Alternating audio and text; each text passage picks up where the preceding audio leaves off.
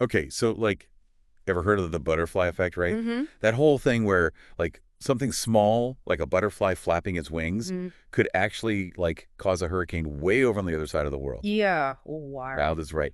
And get this, today's deep dive takes that idea and kind of like throws it into overdrive. No. Yeah. Yeah, we're talking about the idea that everything, and I mean everything, is connected. Hmm. And the kicker, the source we're using to unpack all of this is, get this, a single rule from a book about, wait for it, love.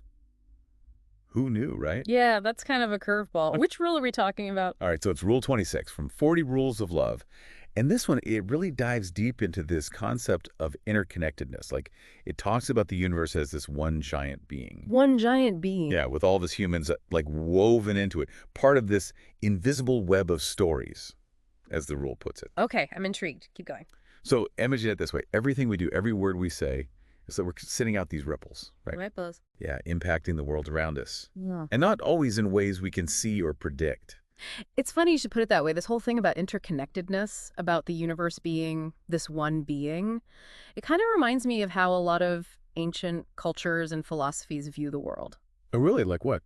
Well, take the concept of karma, for example. Okay, yeah. That idea that what goes around comes around, that our actions have consequences that eventually find their way back to us.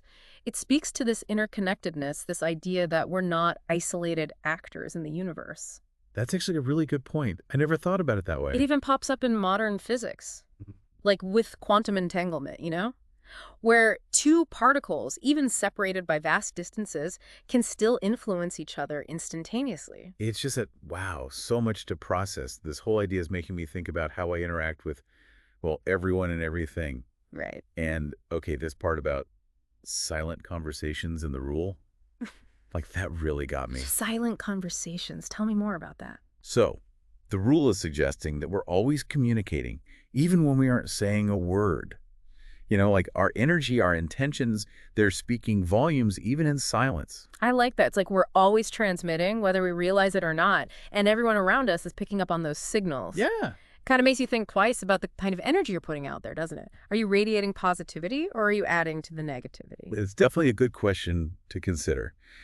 And speaking of things to be mindful of, the rule talks about, get this, words being perpetually stored in infinite space. Wow. It's like the universe itself keeps a record. Every word, every utterance just floating out there. That's kind of how I imagined it, like Yeah. this infinite echo chamber. It makes you realize the power of what we say. Absolutely. Every word has the potential to leave a mark. Yeah. I mean, think about it. A kind word, a message of support, even if it seems small, it can have a ripple effect. Just like a harsh word, a rumor, can spiral outwards and create so much negativity.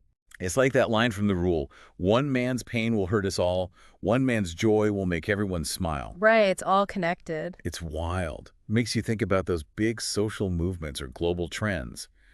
If we're all connected, then a shared feeling, like a need for change, could, in theory, gain momentum, become this huge wave. Exactly. And that's the empowering part of this whole concept, right?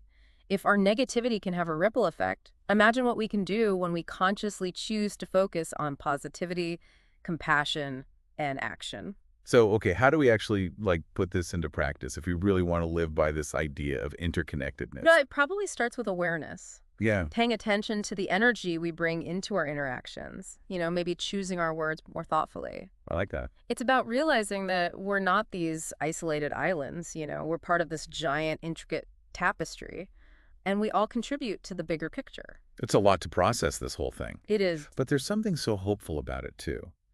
Knowing that even the smallest act of kindness, a moment of shared joy, it all matters. Absolutely. And Yeah. that, I think, is the core message of this rule. Yeah. It's a call to be present, to recognize our interconnectedness, and to use that awareness to make the world, even in the smallest ways, a kinder and more compassionate place.